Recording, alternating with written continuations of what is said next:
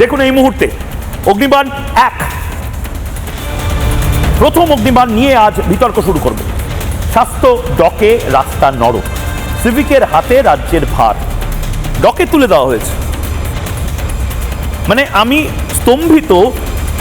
একটি হাসপাতাল, সেই হাসপাতালে রোগীর দেহ কুকুর কামড়ে খুবলে খাচ্ছে, সেখানকার পুলিশ সুপার সে স্বাস্থ্যমন্ত্রীকে দোষারোপ না করে, যে স্বাস্থ্যমন্ত্রী কেন ইনফ্রাস্ট্রাকচার তৈরি করেননি, সে কাকে দোষারোপ করলেন জানেন? কুকুরদেরকে।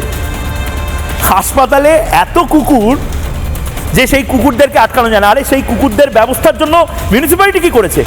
সে কুকুরদের, যদি কুকুররা এতটাই দুষ্টু হয়, এতটাই ভিলেন হয়, তার জন্য সরকার কি করেছে? স্বাস্থ্য দপ্তর কি করেছে? আপনি স্বাস্থ্য ভবনে জানিয়েছিলেন, আপনি মেয়রকে জানিয়েছিলেন, আপনি বিধায়ককে জানিয়েছিলেন, আপনি মমতা বন্দ্যোপাধ্যায়কে চিঠি লিখেছিলেন যে মমতা বন্দ্যোপাধ্যায়, আমার হাসপাতাল চত্বরে এত কুকুর রয়েছে, সেই কুকুররা এতটাই নৃশংস যে তারা মানুষের দেহ জীবিত থাকা অবস্থায় বা ঘুমের মধ্যে খুবলে খেয়ে চলে যাচ্ছে।